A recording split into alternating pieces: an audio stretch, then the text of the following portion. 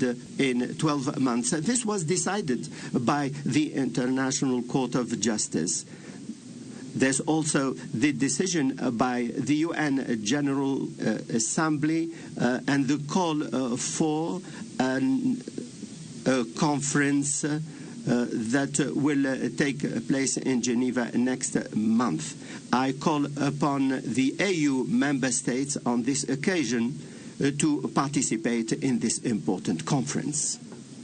Heads of government and delegation, the achievement of peace and security requires from all of us to effectively participate in the global alliance to implement the two-state solution and to support the international conference for peace that will take place in the United Nations by the middle of next June under the dual chairmanship of the Kingdom of Saudi Arabia and France. This will be an opportunity to mobilize international resources for the international recognition of the State of Palestine and to obtain our full membership in the United Nations. We have not been able to achieve this because of the vetoes of the United States. Our aim is to implement the two-state solution based on international legality. The holding of the AU summit and the theme of justice through compensation reflects your authentic commitment to justice as a universal human value. It is a commitment whose echoes are seen in your continuous support to the Palestinian people who are still suffering from the last form of colonization in the world. We are the only ones living under colonization. You lived under this colonization, but you were liberated.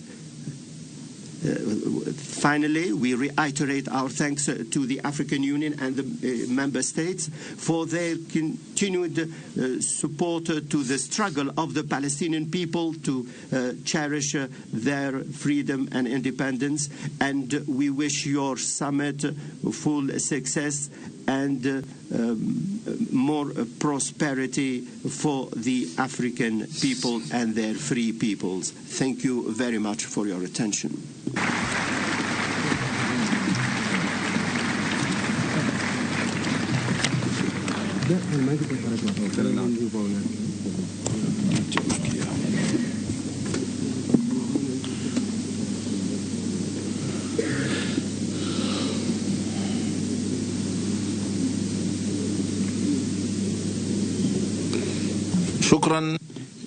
Thank you, Excellency President of the State of Palestine, Abu Mazen, for your statement, your participation.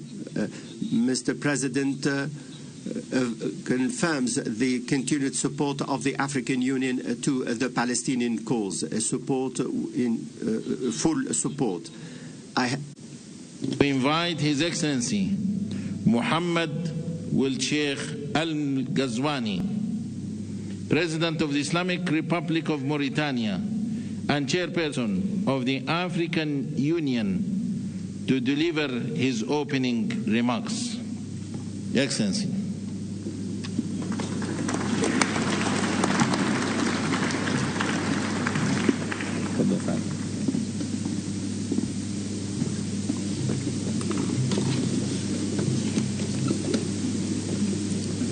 بسم الله الرحمن الرحيم والصلاة على سيدنا محمد. أصحاب الفخامة. Excellencies, heads of state and government, Excellency Abiy Ahmed, Prime Minister of the Federal Republic of Ethiopia, Excellency Musa Faki Mohammed, Chairperson of the African Union Commission, Excellency Antonio Guterres, Secretary General of the United Nations, Excellency Mahmoud Abbas, President of the State of Palestine, Mrs. Mia Mutli, heads of government and delegation, Excellencies, Ministers, Excellencies, Ambassadors, dear guests. At the outset, I wish to extend my thanks to the government and the people of Ethiopia for the efforts made to hold this summit. We thank them for the support and the hospitality accorded to us in this beautiful city of Addis Ababa, which saw the establishment of our organization as inspired by the founding fathers, to have an Africa that is peaceful and united. I'm very happy to reiterate my thanks to my brothers, the presidents of the member states of the African Union, for the honor bestowed in me for chairing this organization throughout my mandate. I also extend my thanks to the presidents of countries and who are with us to attend this important meeting at the beginning of 2025. This year raises a number of questions. Thank you, Excellencies, heads of government. My chairmanship of the African Union has taken place at an international period that is highly sensitive. This also coincided by our adoption of the second decade plan within the framework of Agenda 2063. It represents a plan for development for member states and the regional economic communities and the various organs of the African Union. By adopting this decade plan, we can see our solid commitment to meet the aspirations of our peoples, to have the Africa that we all want, in spite of the obstacles and in spite of all the challenges. And these challenges are tremendous. When I became the chairperson of the African Union, I was fully aware of the volume of the commitment and the responsibility. Today, our world is witnessing various crises. These are where we have more areas of conflict, and tensions have jeopardized relations between countries. They have also jeopardized the values on which the world system has been established since the Second World War. After a particular period of the development of international organizations and our belief in a more just world, the references went back and hopes collapsed, and now there is a revision of the international system in a way and that the contours are not clear. For a number of years, unfortunately, bloodshed continues. Many people found themselves in difficult humanitarian situations. The world has witnessed a level of violence unprecedented since the Second World War. Palestine is what Palestine is facing is a good example of this. This global situation is made more complex and complicated by the wars in Africa. These crises, global and continental, have had a negative impact on the efforts of development in our continent. where there are tremendous challenges such as poverty, unemployment, and the weakness of health systems and the weak economic structures, in addition to the impact of climate change, the dissemination of terrorism. All of this is having an impact on peace and security. It is destroying the social fabric of our communities. In my previous speech, I committed myself to work on these challenges, and I worked during my term on respecting the rules and regulations of the African Union. All of this in full harmony with the AU Commission and the regional economic communities and the regional organs. Our aim was to consolidate the efforts of peace and to reach peace on the basis of dialogue by supporting the valuable efforts made by Excellency Ngasso, President Ngasso, at the head of the African High-Level Committee on Libya. I also continued work with President Paul Kagame and President Tshisekedi to deal with the situation in Eastern DRC. In 2024, Mauritania hosted the third meeting to consolidate the peace initiative in Sudan. We also met General Al-Burhan on the 13th and the 14th of January 2025. And the aim was to end the hostilities in Sudan and to protect its peoples and territories. In spite of the efforts made by the Union and the regional economic communities and the member states, the establishment of comprehensive peace in our continent remains to be achieved. Therefore, I call for the implementation of the decisions made by the Malabo decisions in 2022. On the basis of the work of the PSC, and this can be done at 4 levels: harmonization, financial sustainability. All of this will meet the ongoing security challenges. All of this will enable us the possibility to explore more effective solutions to achieve peace and security. We need to identify the appropriate mechanisms that should enable us to settle the challenges of peace and security. In this context, we need the efforts of each one of us as part of a collective effort in order to meet these challenges. Excellencies, ladies and gentlemen, we gave a great deal of attention to the agenda of development during our term. We endeavored to mobilize resources by organizing or participating in a number of meetings.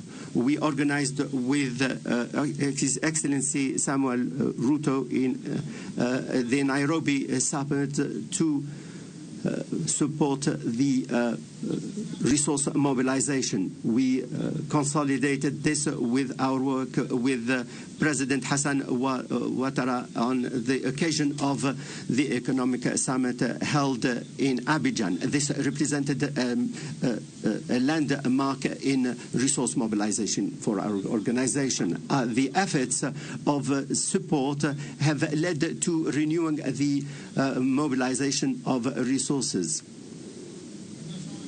We also participated in the work of the mobilize more resources from Korea for the benefit of development.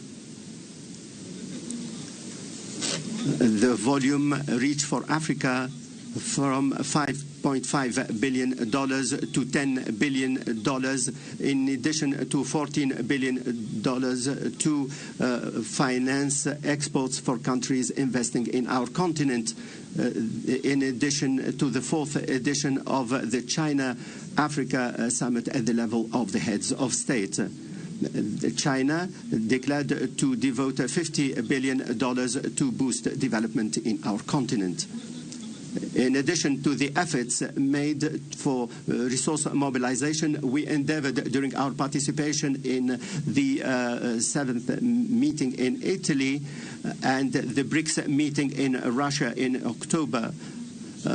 Also in our meeting in Brazil in November 24, in addition to other events, we endeavored to solve the problem of debt by promoting development. We also called for the review of the support and we called for establishing a new charter for financing development that would be more flexible and sustainable and would lead to the mobilization of resources that are commensurate with development. We also called for a better implementation of plans by the multi-party financial organizations for the benefit of development and to implement our international agenda.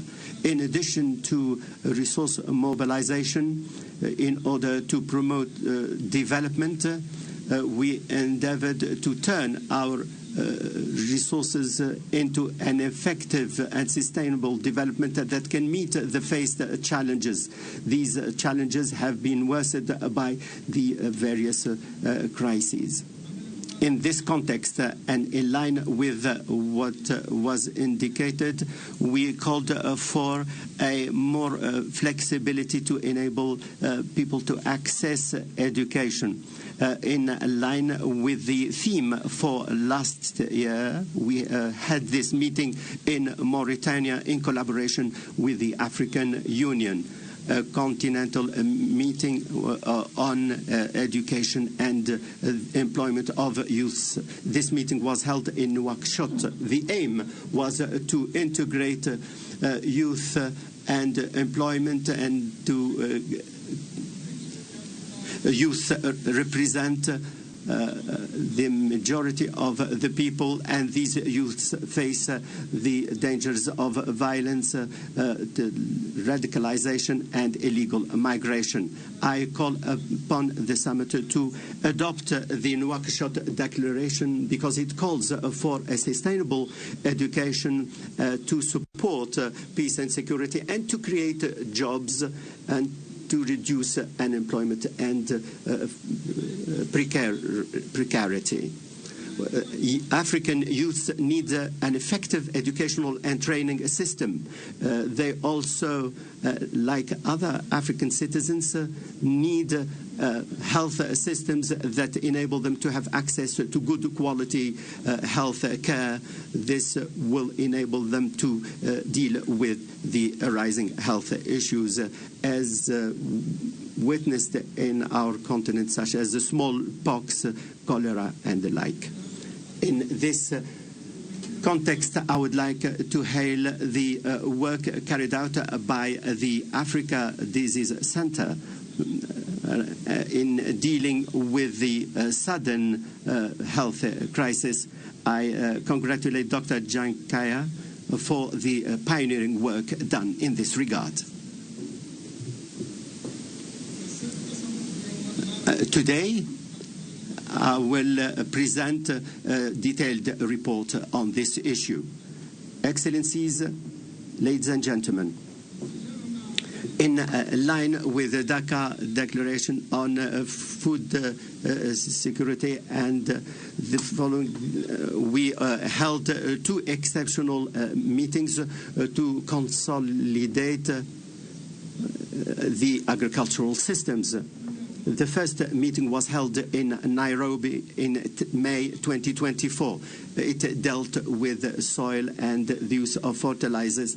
And in January 25, there was also a meeting in Kampala to develop flexible agricultural systems. A strategy and an action plan were adopted in order to promote a comprehensive agricultural development for the years starting 2026. I invite the summit to adopt the declaration and the action plan, and the same applies to the declaration of Nairobi. The aim is to promote investment and develop agricultural industries. With a particular, the focus on industry requires that we need to have an energy that is sufficient and